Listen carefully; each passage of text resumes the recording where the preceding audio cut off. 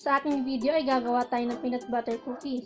Para sa mga sangkap ay brown sugar, cornstarch, white chips, baking soda, baking powder, salt, egg, white sugar, flour, melted butter, at peanut butter. Sa ating mixing bowl ay ihalo natin ang ating melted butter, ang brown sugar at white sugar. I-incorporate lang natin maigi ang ating butter at ang ating mga asukal. Ngayon naman ay ilagay na natin ang ating itlog. Haluin lang natin ito. I-whisk naman natin ang ating flour. Ang gamit ko nga pala dito ay all-purpose flour lang.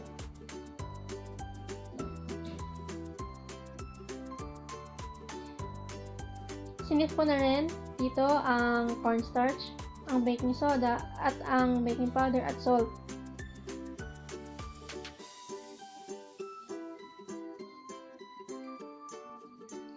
Ngayong nasip na lahat ng ating dry ingredients ay ihalo na natin ang dry ingredients sa ating wet ingredients. Ngayon ay idagdag natin ang ating white chocolate chips.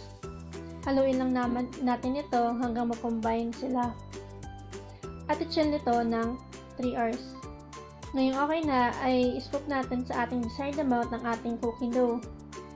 Bilugin lang natin ito at slightly punch sa middle para ilagay ang ating palaman na peanut butter.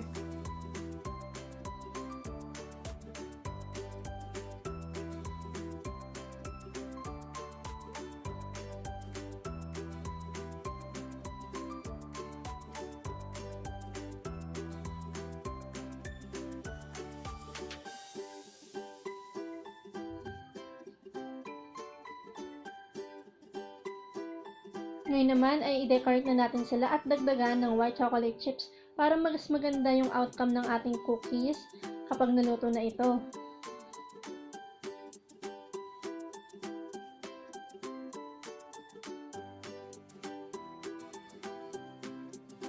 Dahil low bake ito ay gagamit lang tayo ng frying pan. I-preheat natin ito ng 10 minutes at tutuin ang ating cookies ng 15 minutes.